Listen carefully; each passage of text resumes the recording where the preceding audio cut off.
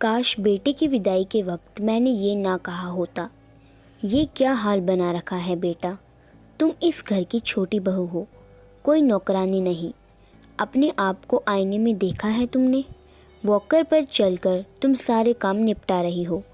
विनय जी ने अचरज कर बोला, पापा, अपने घर का काम करने से कोई नौकरानी नहीं हो जाता। मेरा ससुराल संयुक्त परिवार है।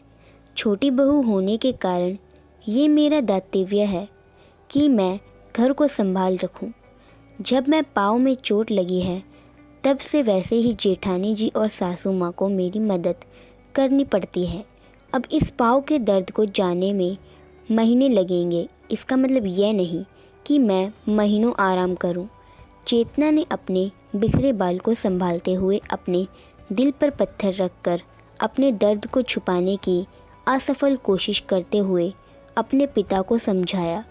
छोटी बहू का मतलब यह नहीं कि शाम के 4 बजे तुम खाना खाओ, अपने कपड़ों का ध्यान ना रखो, यहाँ तक कि अपने स्वास्थ्य का भी ध्यान ना रखो। मुझे तो समझ नहीं आ रहा, ये मेरी बेटी है या कोई और। विनय जी की आंखें मूर्ख लाल हो गई थी। शायद एक पिता मर्द होने के नाते उन्होंने अपनी आंखों को सज्जल होने की इजाज़त नहीं दी। तभी चेतना की सास आ गई। क्या बातें हो रही है बाप बेटे में।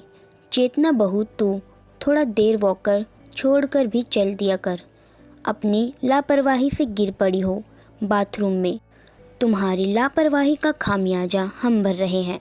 डॉक्टर ने भी कहा कि थोड़ा थोड़ा चलना शुरू करो, पर तुम तो वॉकर छोड़ने का नाम ही नहीं लेती। पता है समधी जी, इसकी जिम्मेदारी मैं और इसकी जेठानी उठाती है। अब आप समझाओ इसे कि इतना लापरवाह ना बने। चेतना की सास ने नाराज़गी जाहिर की और वहाँ से चली गई। विनय जी अपनी मंजली बेटी चेतना के ससुराल आए हुए थे। 2 साल पहले चेतना की शादी एक संपन्न परिवार में उन्होंने की थी। चेतना की बड़ी बहन का विवाह कुछ महीनों में ही टूट गया था। इसीलिए विनय जी ने चेतना का विवाह बहुत सोच समझ और जांच परख कर किया था। चेतना के ससुराल वाले शहर के बेहद संपन्न और प्रतिष्ठित परिवारों में एक थे। विवाह के बाद विनय जी भी चेतना की तरफ से निश्चित और उसकी खुशी के प्रति अवश्यसत हो गए। कुछ दिनों बाद अपनी तीसरी आखिरी बेटी के वर की तलाश में जुट गए। चेतना ने भी कभी फ़ोन कर या कभी मिलने पर अपने ससुराल की किसी समस्या का जिक्र नहीं किया। इतने दिनों में एक बार सिर्फ मायका आई, पर इतनी हालत छुपा कर रखा। मायके के लोगों को उसकी छुप्पी में उसकी समर्पणता नज़र आई। आज विनय जी तीसरी बेटी के रिश्ते के सिलसिले में चेतना के शहर किसी लड़के वर से मुलाकात करने आए थे। शहर आने के बाद वह चेतना से मिलने उसे बिन बताए उसके ससुराल पहुंच गए। वहां पहुंचकर वह चेतना को पहचान नहीं पाए। पाँव में गर्म पट्टी बंधी अस्त व्यस्त चेतना वॉकर के सहारे खड़ी होकर रसोई में कुछ बना रही थी। विनय जी चेतना की सासू माँ की बातें सुनकर हतप्रभ थे। उनकी पढ़ी लिखी समझदार बेटी के इस हालात पर भी उसकी सास को उसको ताना दे रही थी।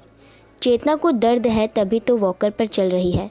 बाथरूम में गिरना एक दुर्घटना है, ना कि लापरवाही। बेटा, डॉक्टर ने तुम्हें आराम करने नहीं कहा है क्या?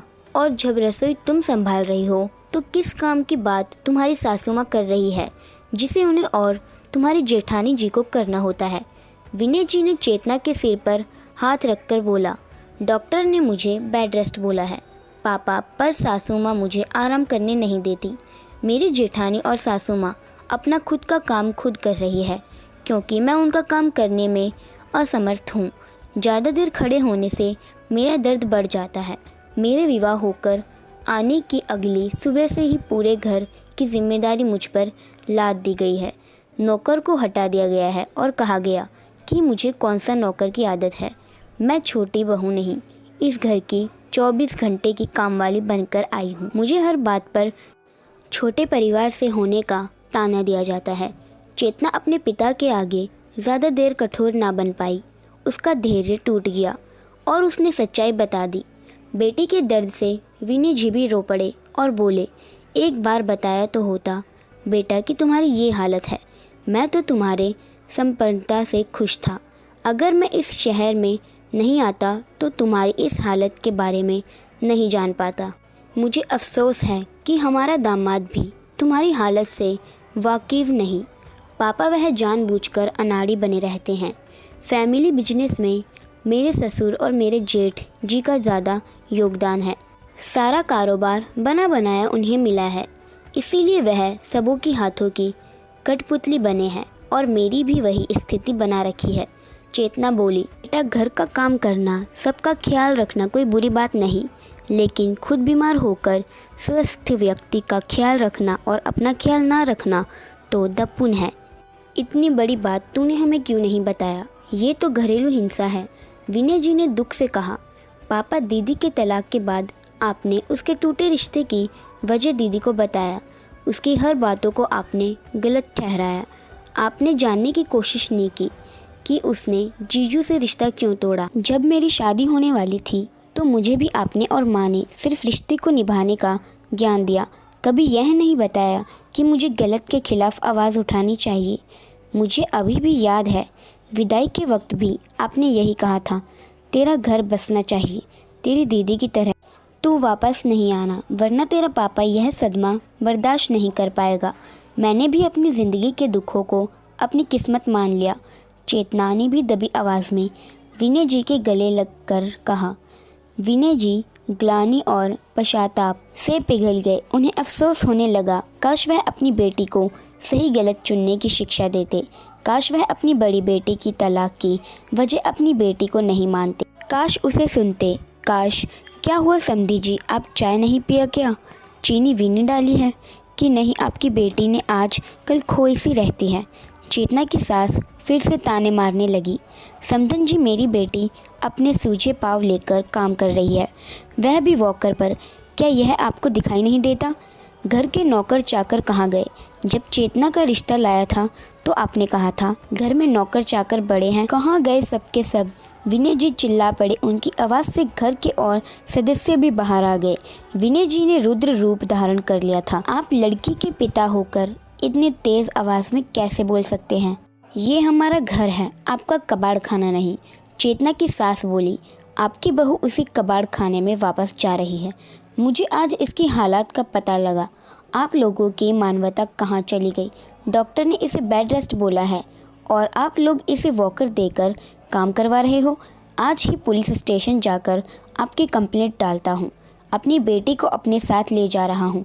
यह बोलकर विनय जी ने चेतना का हाथ पकड़ा और धीरे धीरे उसे लेकर दरवाजे से निकल गए। चेतना की जेठानी को ठंड में पसीना आ रहा था। उसके जेठ जल्दी जल्दी शहर के आईजी को फ़ोन मिला रहे थे। सासू माँ भागकर भगवान के कमरे में जाकर बैठ गई थी और माफ़ी की गुहार कर रही थी। चेतना के पिता के इस रूप की इन्होंने कल्पना भी नहीं की थी।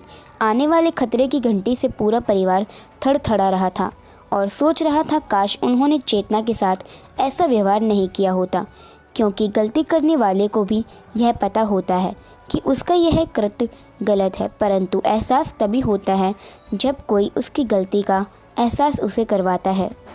दोस्तों, अपनी नाजुक सी बेटियों को गृहस्थी बसाने की शिक्षा के साथ उसे सही गलत समझाने की कला भी सिखानी चाहिए। ये कोमल कली कहीं तूफान के थपेड़ों को अपना भाग्य ना मान ले। बेटियों का विवाह उपरात पराया ना करे, बल्कि उन्हें पहले से भी ज़्यादा अपनापन दे, ताकि वह अपने दुख दर्द को आपको बेहिचक बताए। बेटियों के ससुराल में ज़रूरत से ज़्यादा दखल अंदाजी सही नहीं, पर ज़रूरत से ज़्यादा उसके ससुराल पर भरोसा भी सही नहीं।